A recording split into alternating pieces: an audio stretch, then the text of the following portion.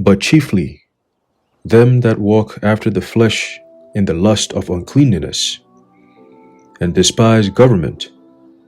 Presumptuous are they, self-willed, they are not afraid to speak evil of dignities. 2 Peter chapter 2, verse 10. Shalom. I want to start off by giving all praises, honor, and glory to Yahweh, Bahasham, Yahushai, Bahasham, Rachak, Wadash. Double honors to our venerable apostles and elders of Great Millstone who rule well in peace and blessings to Lord's elect, the house of David. All right, so Brother Aharon coming back at you with another lesson, and Lord willing to be edifying and uplifting unto the elect. And this is going to be titled, Oh boy, the Lord now hates Jacob and loves E. All right, and this is from the Elder Apostle Tahar's video that he posted earlier today, going into this camp down, it's called Onebody, right, which previously used to be called Onebody in Yahushai, but we clearly see that the Lord took his name away from them, right? So they took the name and the spirit away from them, so now they took that name off, and now they're called Onebody, all right? And then whatever state they're in or city they're in, they attach it to the end of it. So Onebody Dallas this time around. Okay. And they also said that E is not the W man, right? And the Lord, again, the Lord now hates Jacob and loves E. Okay, which is completely false. But again, that's an example of another end time prophecy. All right, because remember, the Lord, through the Apostle Peter, said that judgment is going to begin, all right, in the house of the Lord. Okay, that means that those who know that they're Israelites, especially those who are teaching, all right, the words of Yahweh Bashem Yahushai, or supposedly are supposed to be doing it, right? When they start going off like that, right, it's a sign that the Lord has taken his spirit away from them. Or maybe they just never had it at all from the beginning. Okay, which is all prophesied, which we're going to read through real quick, are in the book of 2 Peter. Okay, and also before I go into it, I was watching the Elder Manad Sagbah's video. All right, I didn't get through it all, but I started watching a little bit of it, and then the spirit kind of jumped on me to go into this, right? But we're going to go into it real fast. Okay, and again, like I said, a prophecy, an example of, all right, the manifestation of the end times. Okay, when you start seeing guys, going off like the way they're going off now, I mean, you're saying that the Lord now loves Esau? I mean, damn. Damn.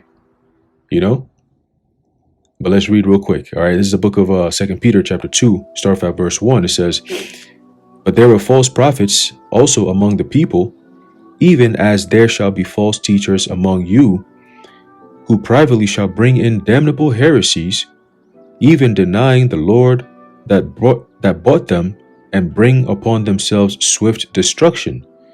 Okay? Because ultimately, what's going to happen is, when the time of judgment comes, a lot of these guys are going to be either dead before it, right? Or they're going to eat off that missile. Which really, a lot of people are going to be resurrected so they could just eat missiles. Okay? And the Most High going to put that spirit right back in you and say, no. You thought you were just going to die maybe a year or two early or a few months early, and then now you're good? Nah. Go right back in there so you can eat these missiles. You ain't going to get away with all that wickedness you did now. All right? To the final judgment? Right? So continuing verse 2, it says, And many shall follow their pernicious ways, by reason of whom the way of truth shall be evil spoken of. Right? So a lot of people are following after these men, all right? And these men are, or in their behavior and what they're teaching is going to bring the truth to be blasphemed.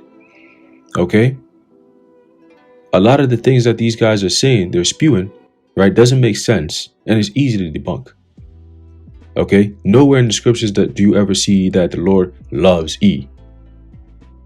So because of your misinterpretation or misunderstanding of the scriptures, clearly without the Spirit working with you, right?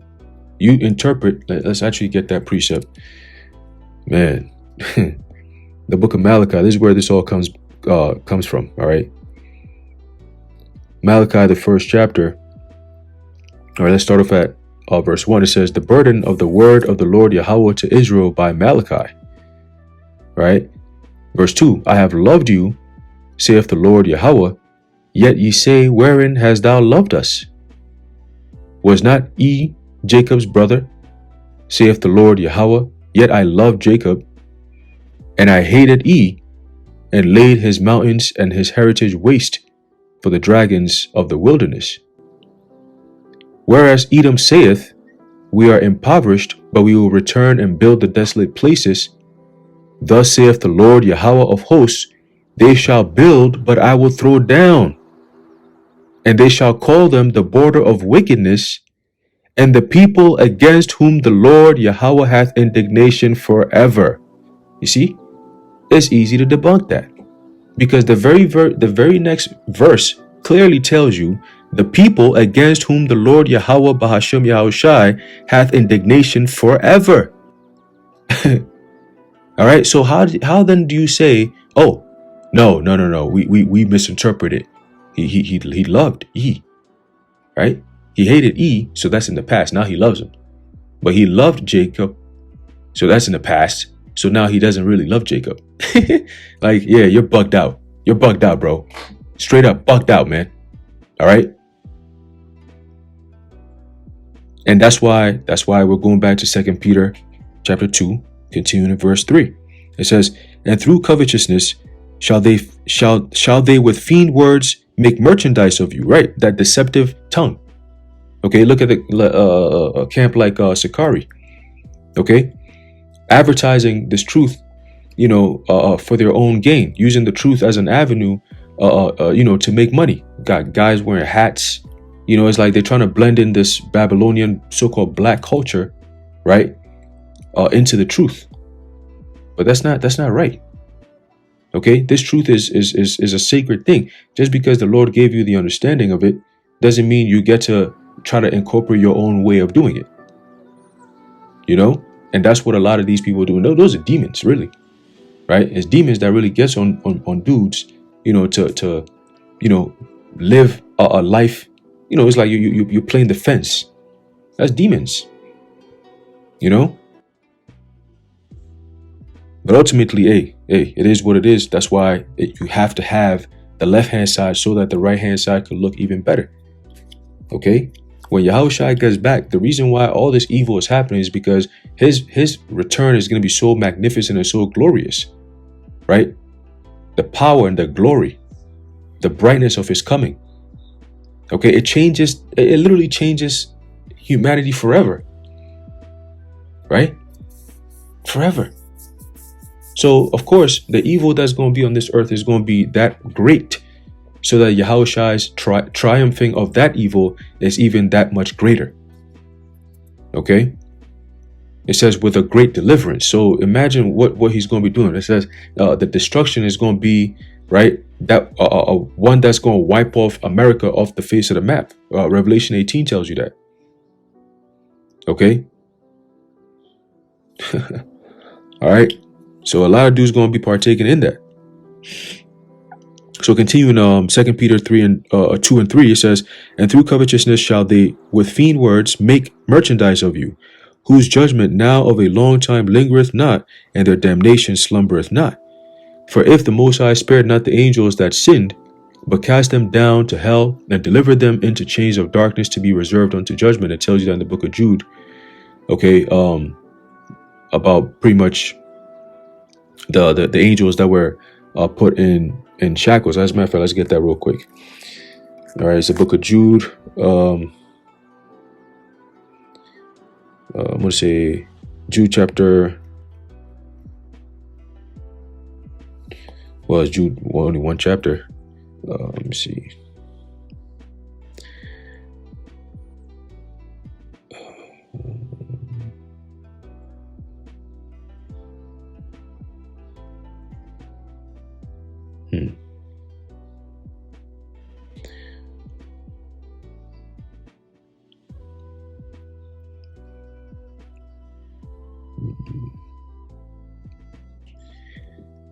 Let me see. There's a precept in the book of Jude.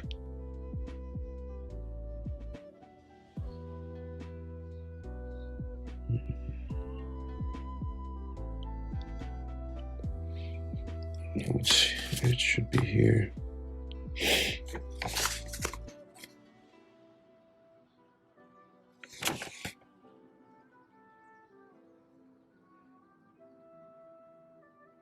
It goes into actually, let me see.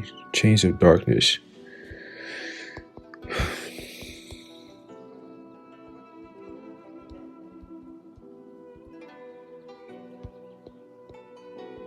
Let's see if we can find it here.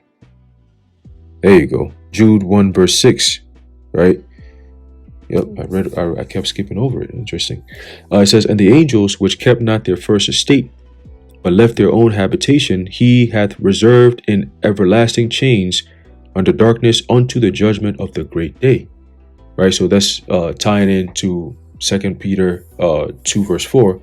Going back, let's read that again real quick. For if the Most High spared not the angels that sinned, but cast them down to hell and delivered them into chains of darkness to be reserved unto judgment. Right, so those angels is talking about us. Okay, the Israelites who were brought down. All right, really the first fruits that lost their first estate. Okay, starting with Adam. All right, so we're gonna get that back at the time of judgment. You know, you have two sides. You have those who are gonna be resurrected, right? Or I should use a better word, delivered, in the sense of getting beamed up. Okay. And you have those who are going to stay down here who don't get to get beamed up, right, by Yahushua, and they get destroyed by thermonuclear fire. That destruction that is going to be shot off very soon by Russia and all these other countries that have beef with America, okay, and Israel. All right, stirring up World War III doesn't end well for America and or Israel. Pretty much around the world, really.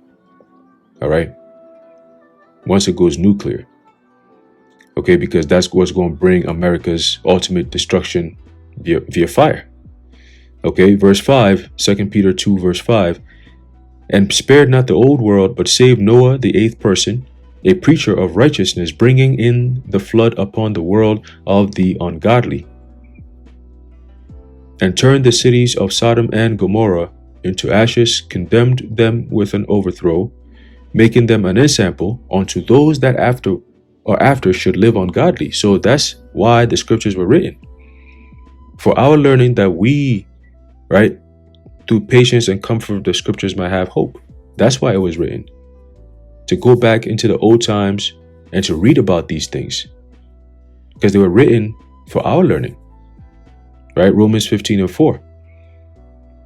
Okay?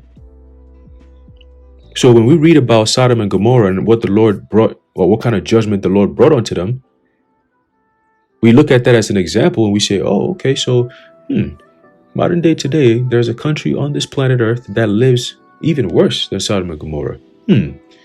By process of critical thinking, right, we could say, so if a country or a nation of people live this way, that a previous civilization did before and they got destroyed by fire, and we have the evidence till today. When you go into that land, Sodom and Gomorrah used to be, right, it's all sulfur, you know, that's still there, right, as an evidence. And now these people, modern day Sodom and Gomorrah, America, Babylon the Great, is doing worse things. So what do you think is going to happen? A worse type of judgment. The perfect judgment. Okay? So the Lord did what? Condemned them with an overthrow, making them an ensample unto those that after should live ungodly. So when we come out and we tell you, hey, when we curse you, you Babylonians out through the Spirit, you get mad and you call it hate because we bring out the truth. We call you out on your wickedness. You know? All these philosophies and policies that you people follow is all leading to your destruction, and we're warning you. But yet you guys are a hate group. Oh my God, you guys are too harsh. You know, You guys are spewing hate when we're telling you the truth. That's just it's like it's such a toxic, weird culture nowadays. When you tell somebody the truth, they oh, you hater, oh, you a hater, oh, why you hating, bro? It's like, what?